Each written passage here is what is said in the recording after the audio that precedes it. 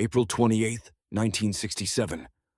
Muhammad Ali stood on the steps of the armed forces examining an entrance station in Houston, Texas, and said two words that would cost him everything. I refuse. He refused to step forward for military induction, refused to fight in Vietnam, refused to compromise his religious beliefs and his conscience for a war he believed was wrong. Within an hour, the World Boxing Association stripped him of his heavyweight title. Within days, every state athletic commission in America revoked his boxing license. Within weeks, the federal government indicted him on draft evasion charges. He faced 5 years in prison and a $10,000 fine. Muhammad Ali, the greatest boxer in the world, 25 years old and at the absolute peak of his power, lost everything in a single afternoon. His title, his income, his right to work, and in many people's eyes, his right to exist safely in America. But there was one place where Muhammad Ali could walk freely, one neighborhood where nobody touched him, one set of streets where the most controversial man in America felt safe. Harlem. And the reason he felt safe was because of one man, Bumpy Johnson. What happened between 1967 and 1968 wasn't just about protection. It was about principle. About two men who understood that real power means standing on your beliefs, even when the cost is unbearable. And it would end with one of the most powerful images in Harlem history. Muhammad Ali carrying Bumpy Johnson's casket through the streets, tears streaming down his face, paying respect to the man who protected him when the whole world turned away. To understand why Bumpy Johnson protected Muhammad Ali, you need to understand their connection before 1967.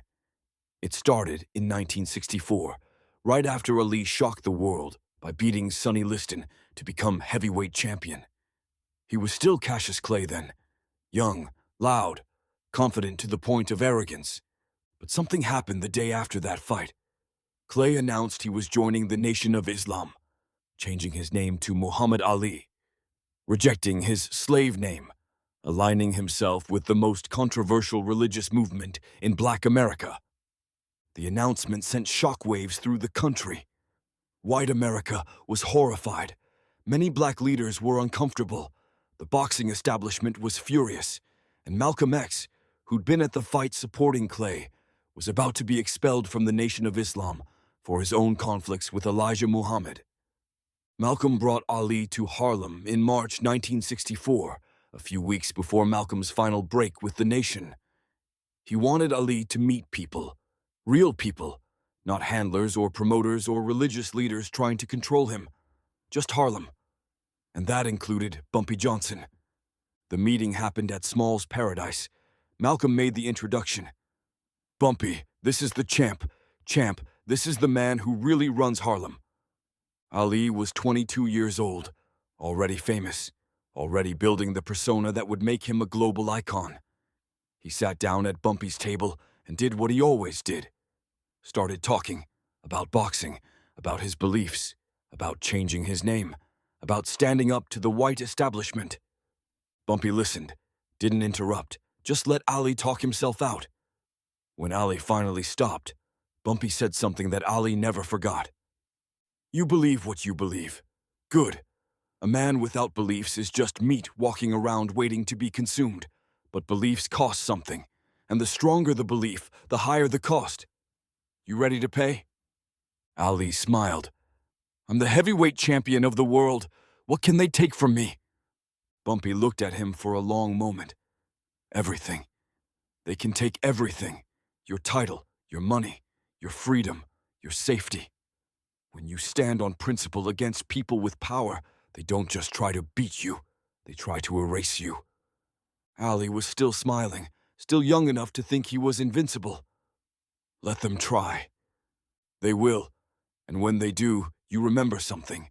Harlem protects its own. You might be the champ, but in this neighborhood, you're also just a young black man trying to be free. That's worth protecting." 3 years later, when Ali refused induction and the world turned against him, he remembered that conversation. April 1967.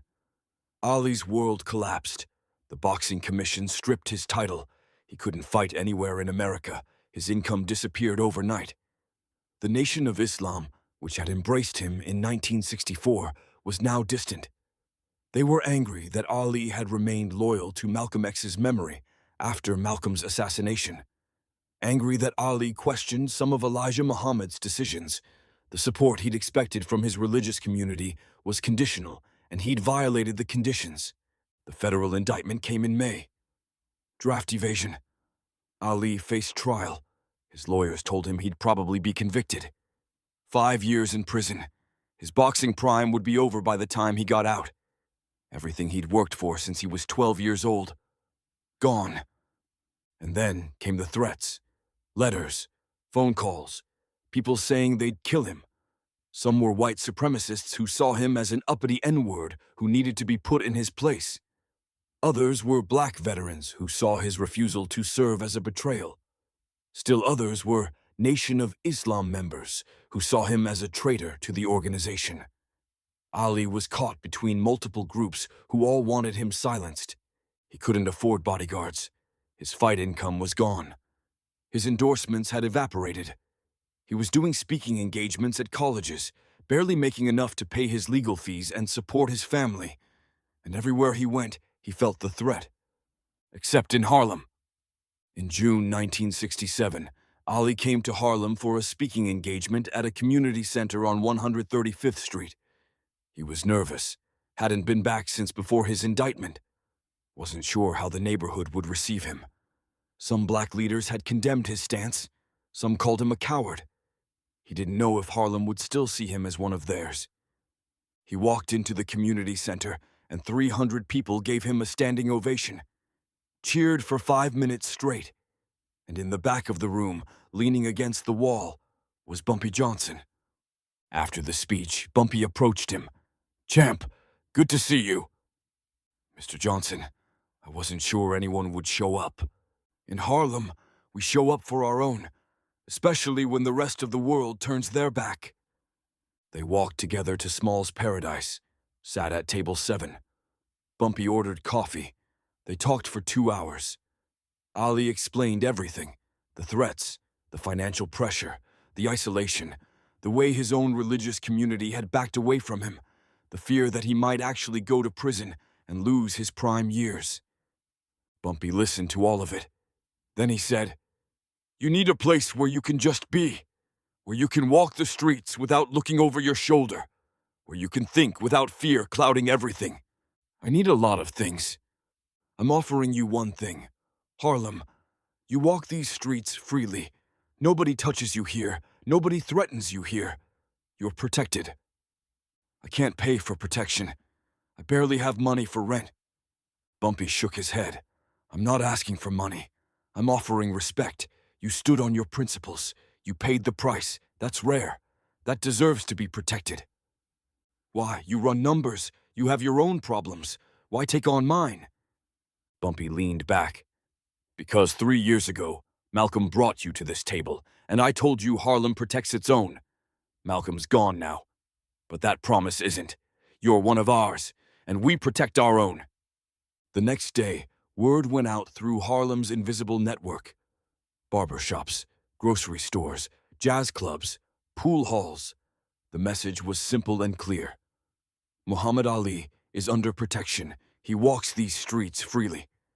Anyone who has a problem with that has a problem with Bumpy Johnson. The impact was immediate. Nation of Islam enforcers who'd been pressuring Ali to fall in line completely, who'd been making veiled threats about what happens to traitors, backed off the moment they entered Harlem. They got the message. Not here, not in Bumpy's territory. White reporters who'd been harassing Ali, following him, trying to provoke him into saying something they could use against him in court, found themselves politely but firmly redirected away when they tried to follow him in Harlem, not by violence, just by presence. Men appearing on corners, making it clear the harassment stopped at Harlem's borders. Ali started spending more time there, not just for appearances or speeches, just to exist, to walk, to think, to breathe without fear. He'd go to jazz clubs and listen to music. He'd eat at soul food restaurants. He'd visit community centers and talk to kids. And everywhere he went, he felt safe. He didn't see the protection. That was the point. He just lived. But the protection was always there. Bumpy's people watching, making sure nobody got close with bad intentions, making sure Ali had what he needed most: peace. The relationship deepened over the next year. Ali would stop by Small's Paradise when he was in Harlem, sit with Bumpy, talk about everything: boxing, religion, politics, life. They were different men from different worlds, but they understood each other in fundamental ways. They both understood what it meant to live outside the system. Ali had rejected the U.S. government's authority over his body and conscience. Bumpy had built an empire outside legal structures. They both understood the cost of independence. They both understood what it meant to protect their people. Ali saw himself as a champion for black pride, for refusing to bow. Bumpy had spent 40 years protecting Harlem from exploitation. Different methods, same goal. And they both understood that real power meant having principles that couldn't be bought or broken. Ali could have avoided everything by just stepping forward in Houston, could have served his time or found a cushy assignment, could have kept his title and his income. He chose principle over pragmatism. Bumpy respected that more than anything. In early 1968, Bumpy's health started declining. He was 62 years old. Heart problems, high blood pressure, the decades of stress, of violence, of constantly watching his back were catching up. He didn't talk about it much, but people close to him could see it.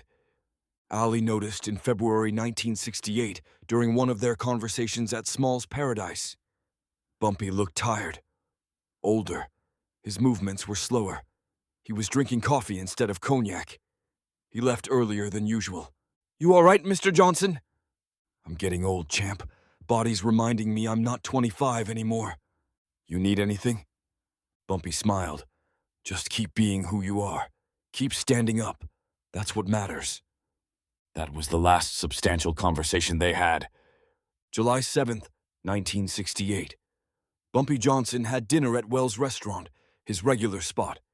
He was with friends, laughing, telling stories. He seemed good, strong, like the old Bumpy. At 10:47 p.m., he clutched his chest. Massive heart attack. He was dead before the ambulance arrived. The news spread through Harlem within minutes. By midnight, hundreds of people were on the streets. Not rioting, just standing, processing. The man who'd protected their neighborhood for 40 years was gone. Muhammad Ali was in Chicago when he got the call. He immediately booked a flight to New York. Arrived the next morning. Went straight to the funeral home. The funeral was July 11th, 1968. Faith Temple Church of God in Christ, the same church where Malcolm X's funeral had been held 3 years earlier. Thousands of people. Lines around the block. Everyone who'd ever been touched by Bumpy's life and protection trying to pay respects. Ali was asked to be a pallbearer. He accepted immediately. "He protected me when nobody else would. Least I can do is carry him home." The image became iconic in Harlem. Muhammad Ali, the most famous athlete in the world, the most controversial figure in America, carrying Bumpy Johnson's casket on his shoulder, tears streaming down his face openly, not hiding his grief, not performing for cameras, just mourning a man who treated him with dignity when dignity was in short supply. The other pallbearers included men from Harlem's old guard, numbers runners, jazz club owners, community leaders, and the heavyweight champion of the world. All together, all equals in that moment, all carrying the man who'd protected them. After the burial at Woodlawn Cemetery, reporters tried to ask Ali about Bumpy, about their relationship, about what it meant for the champ to be carrying a gangster's casket. Ali's response was simple and direct. "That man protected me when I had nothing, when my government turned on me, when my own people were scared to stand with me, when I couldn't walk the streets of my own country without fear. Harlem loved me because he made it safe. You call him a gangster. I call him a protector. I call him a man of honor. I call him my friend." The reporters didn't understand. They couldn't. They saw the world in categories, legal and illegal, good and bad. acceptable and unacceptable. They couldn't understand that sometimes the people society labels criminals are the same people who keep communities safe, who protect the vulnerable, who stand on principle when it costs everything. But Ali understood, because he'd lived it, because when the legal system stripped him of everything, when the acceptable people abandoned him, when the good citizens called him a traitor, it was a gangster in Harlem who said, "You're protected here. You're one of ours." 2 years later, in 1970, the Supreme Court overturned Ali's conviction. In 1971, he fought again, beat Joe Frazier in the fight of the century, won back the heavyweight championship in 1974 against George Foreman in Zaire, became not just the greatest boxer of his era, but one of the most important cultural figures of the 20th century. And for the rest of his life, whenever anyone asked Ali about his years in exile, about 1967 to 1970 when he couldn't fight, he talked about Harlem, about walking those streets freely, about feeling safe, about the man who made that possible. In a 1996 interview, 30 years after his exile began, Ali was asked what kept him strong during those years. He mentioned his faith, his family, his conviction that he was right. And then he said something the interviewer didn't expect. "There was a place I could go where nobody judged me, where I wasn't the draft dodger or the radical or the troublemaker. I was just a young black man trying to live his life with dignity. That place was Harlem, and the man who made sure I could be there safely, his name was Bumpy Johnson." People who don't understand the streets don't understand what that meant. But I understood. He gave me peace when peace was impossible to find anywhere else. The interviewer asked if Ali thought it was appropriate for him to have accepted help from someone involved in illegal activities. Ali's response: "Appropriate. The US government wanted to send me to kill Vietnamese people who never called me N-word, who never lynched my ancestors, who never denied me the right to eat at a lunch counter. And you're asking me if it was appropriate to accept protection from a man in Harlem. Let me tell you what's appropriate. Standing on your principles is appropriate. Protecting your community is appropriate. Treating people with dignity is appropriate. Bumpy Johnson did all three. He was more appropriate than most of the people in suits and ties making laws." Bumpy Johnson died in 1968, never knowing that Muhammad Ali would become a global symbol of resistance, of principle, of standing up to power. He died before Ali reclaimed his title, before Ali became an Olympic torchbearer, before Ali became a United Nations messenger of peace. But Bumpy knew something more important. He knew that when Ali needed safety, needed space to just exist without fear, needed someone to stand with him when almost everyone else had walked away, Harlem provided that. And Bumpy made sure Harlem could provide it. That's the Bumpy Johnson most people don't know. Not the enforcer, not the gangster, but the protector of black excellence. The man who understood that talent, principle, and courage deserve protection regardless of whether they're wrapped in religious controversy or legal problems. July 7th, 1968. A heart attack took Bumpy Johnson, but 4 days later, Muhammad Ali carried him through Harlem's streets, carried him with honor, carried him with tears, carried him as a brother. Because that's what Bumpy had been to Ali when brotherhood was scarce. If this story showed you a side of both Muhammad Ali and Bumpy Johnson that history books won't tell you, hit that subscribe button. We're telling the untold stories, the moments where street power protected greatness, where protection meant more than money. Drop a like if you understand that sometimes the most important thing you can do is give someone safety when the whole world wants to destroy them. And in the comments, let me know, would you have stood with Ali in 1967 when it cost everything to stand with him? Turn on notifications because this is the final chapter in our series. We've shown you Bumpy protecting Hollywood stars, negotiating with mob bosses, protecting Malcolm X's legacy, helping prevent nuclear war, and now protecting the greatest boxer who ever lived. This is the complete picture. The man who protected black excellence across every field until his very last day. Remember, protection isn't about violence. It's about giving people space to be great when the world wants to make them small.